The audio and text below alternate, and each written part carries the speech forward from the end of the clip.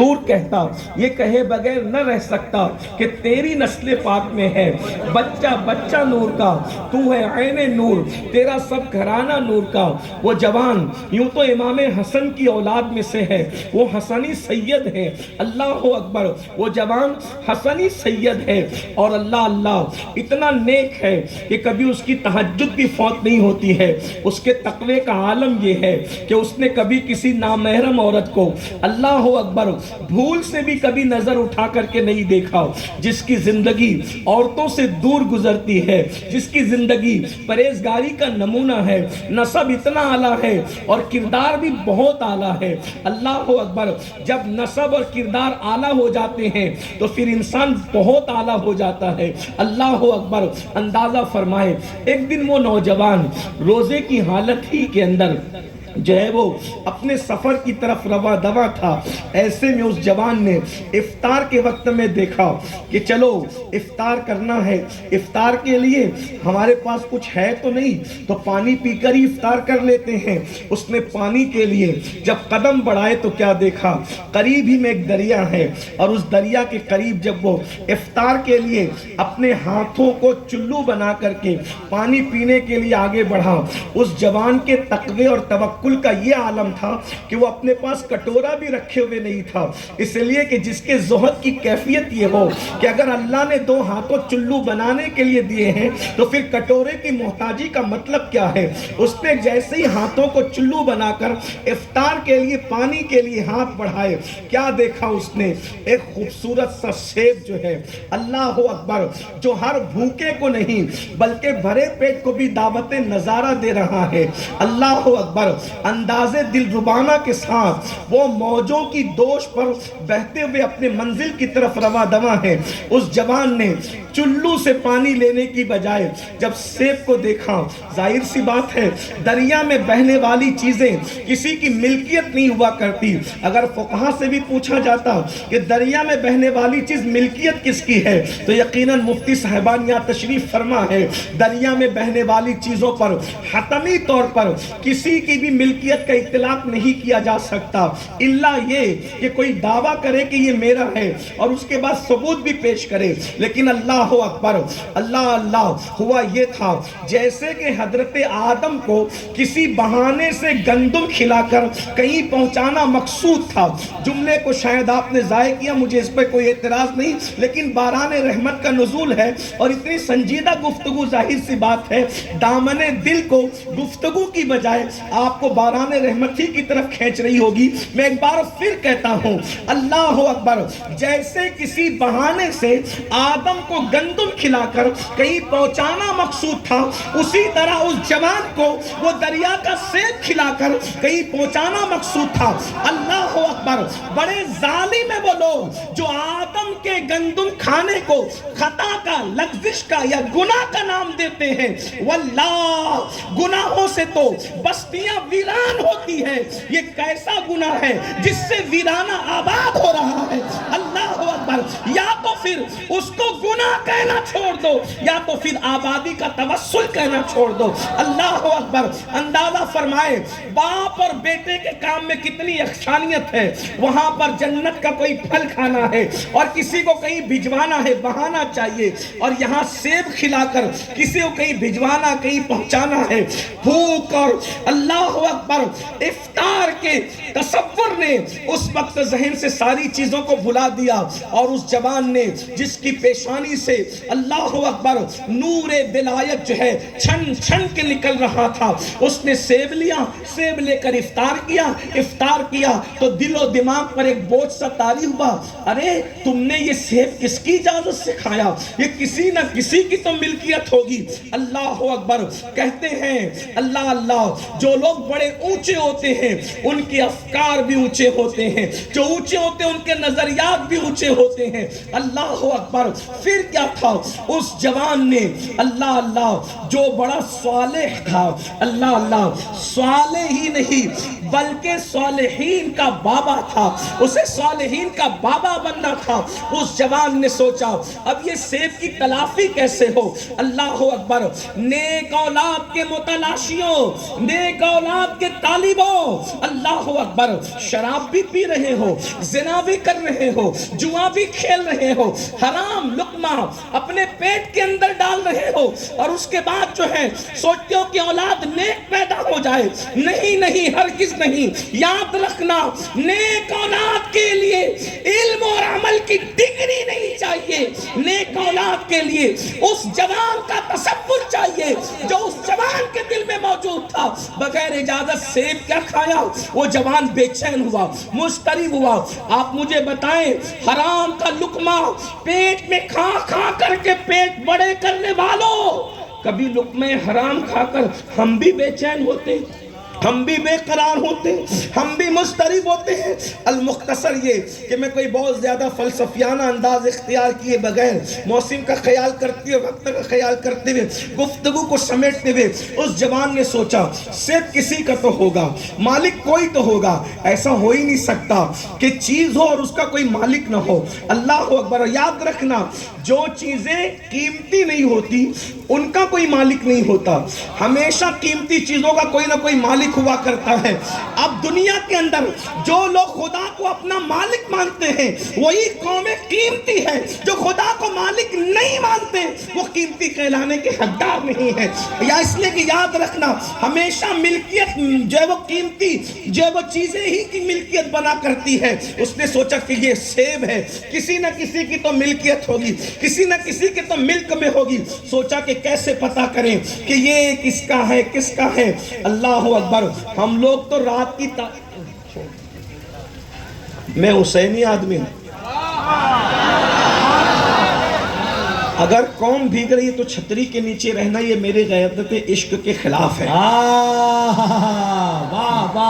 اگر کل صبح آپ کو چھینکیں آئے تو پھر مجھے بھی آنا چاہیے. ورنہ یہ کیا بات ہوئی کہ غوث پاک کی محبت میں ہم تو بیٹھے ہیں چھتری کے نیچے، رات کو پانی میں بہہ گئے. ہمیں نہیں یاد، ہم کربلا والے لوگ ہیں. پہلے ہم لوگ آگے رہتے، پیچھے قوم کو رکھتے. وہ اور لوگ ہیں جو بھاگ جاتے ہیں، ہم لوگ نہیں ہیں وہ. یہ گھرانہ علی کا گھرانہ ہے. بہرحال چلیں میں بات کو پورا کروں. ہاں، اور ایک بات یاد رکھنا، اندیکھی بارشوں میں تو بہت تقریریں سنی ہیں، دکھنے والی بارش میں بھی ذرا سنیے. میں اکثر لوگوں کو کہتا ہوں میرے شہر گنبد و مینار کے شہر مالیگاؤں میں جب محفل ہو اور میں بیان کر رہا ہوں کتنی بارش ہو جائے، میری قوم کا بچہ بھی اٹھ کر نہیں جاتا. بچے تو بچے ہیں، عورتیں 6-3 مہینے کے بچوں کو گود میں لے کے کھڑے ہو کر کے سنتی ہے لیکن بھیگتی ہے، لوگ جاتے نہیں ہیں. اس کی وجہ یہ ہے کہ الحمدللہ حسینیت اسی کو کہتے ہیں کہ جیئیں گے تو تیرے ساتھ، مریں گے تو تیرے ساتھ، اٹھیں گے تو تیرے ساتھ، بیٹھیں گے تو تیرے ساتھ. اور یاد رکھنا، جن غوث اعظم کے ساتھ جنت میں جانا چاہتے ہیں ان کا ذکر چھوڑ کر ہم جا کیسے سکتے ہیں؟ جن میں اتنا ظرف نہیں ہے کہ وہ بھیگ کر کے چھینک سکے تو ان کو آنا ہی نہیں چاہیے. جب آئے ہیں تو یار کے لیے، جن کے لیے جانے دی جا سکتی ان کے لیے بھیگا کیوں نہیں جا سکتی؟ بہرحال ایک برکت کی بات. چلے درود شریف پڑھے، میں بات آگے بڑھاتا ہوں. رب صلی وسلم دائما ابدا علی حبیبک خیر الخلق کلہم. تو لوگ جو وہ اندھیرے کے اندر سب کھا پی لیتے ہیں، سوچتے ہیں کہ چلو بھائی سب چلتا ہے، سب چلتا ہے. لیکن اس جوان کے ضمیر نے اس کو جھنجھوڑا کہ یہ کسی کا تو ہوگا، قیمتی چیز ہے، کوئی اس کا مالک تو ہوگا. سوچا ڈھونڈوں کیسے، مالک کو ڈھونڈوں کیسے. تو سوچا جدھر سے آ رہا ہے اسی کنارے کنارے چلتے ہیں. اور وہ جوان چلا. یہ سبب بنا. یاد رکھنا، نیکی کی نیت سے چلنے والا کبھی بھی نقصان نہیں اٹھاتا، اس کو ہمیشہ فائدہ ہی ہوتا ہے. اور وہ چلتے چلتے چلتے چلتے جب پہنچا تو وہ ایک ایسے مقام پہ پہنچا کہ جہاں پر سیب کا باغ تھا. اور سیب کے باغ میں سیب کے درخت کچھ ڈالیاں جھک کر کے پھلوں کی وجہ سے دریاؤں کی طرف گویا کہ مجرائے تسلیم پیش کر رہی تھی. اس کیفیت کے اندر جب اس جوان نے دیکھا تو اس نے دروازے پر دستک دی. اور جب دروازے پہ دستک دی، دروازہ کھولنے والے نے کھولا تو اس کو بھی سراپا اپنا آئینہ پایا.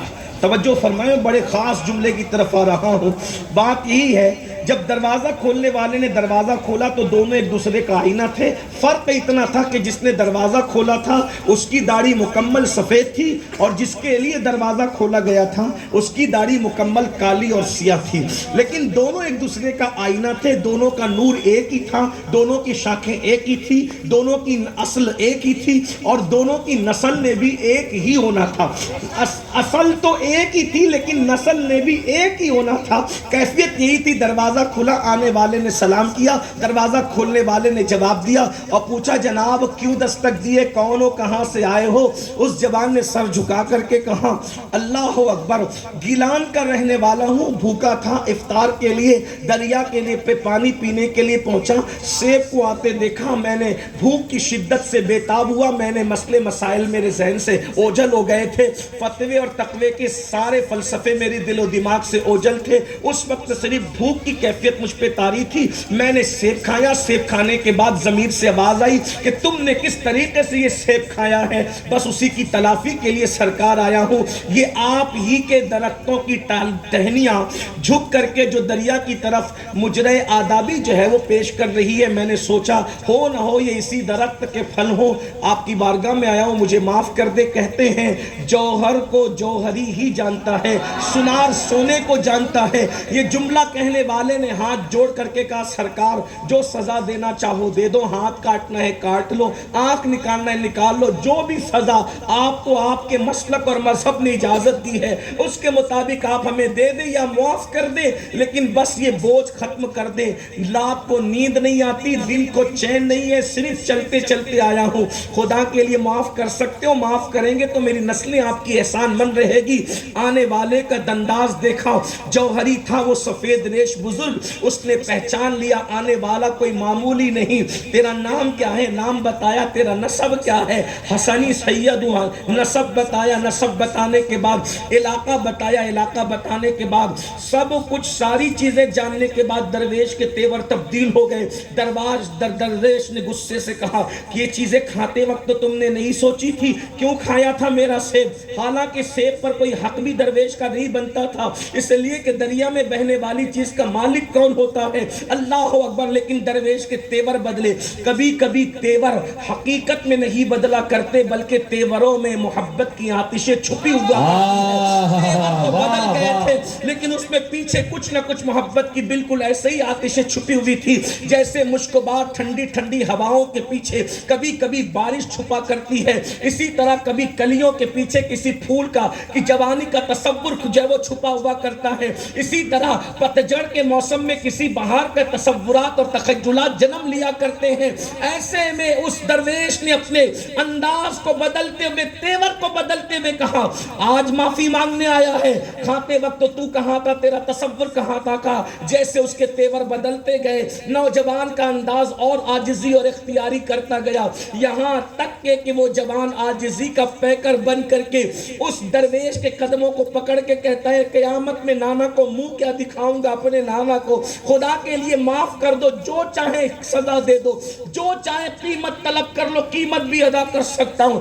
درویش نے کہا اگر بات یہی ہے تو جب تک میں کہوں میرے باپ کو پانی دینا تمہاری ذمہ داری ہے, اگر تمہیں منظور ہو تو کہو. کہا اگر اتنی سستی قیمت پر یہ معاف ہو سکتی ہے, معافی ہو سکتی ہے تو میں ایک دن دو دن نہیں, جب تک کہیں گے زندگی بھر آپ کی غلامی کرنے تیار ہوں, لیکن حرام یا مشتبہ چیز کا دھبا اپنے دامن پر لے جانے کے لیے تیار نہیں ہوں. اس کی وجہ یہ ہے کہ نسلیں جو ہے نیک اور پرہیزگار پیدا صرف حلال کی وجہ سے پیدا ہوتی ہے. اگر پیٹ میں حرام ہو تو پھر اللہ اکبر عبادت کتنی ہی ہو, پرہیزگاری کتنی ہی ہو, ڈگریاں کتنی ہی اعلیٰ ہو, نیک بچے کبھی پیدا نہیں ہوا کرتے.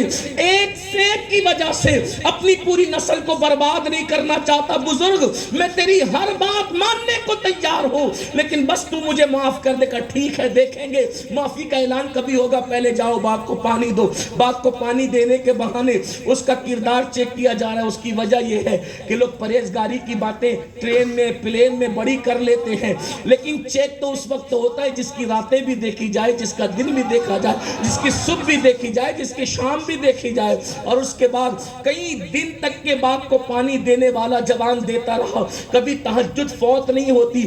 ایک سیب کی توجہ کریں, وہ درویش بھی کیسا درویش تھا، اس پر میرے ماں باپ میری اولاد قربان، ایک سیب کی معافی نہیں کر رہا ہے اور روزانہ درجنوں سیب خود کھلا رہا۔ توجہ تو فرمائے۔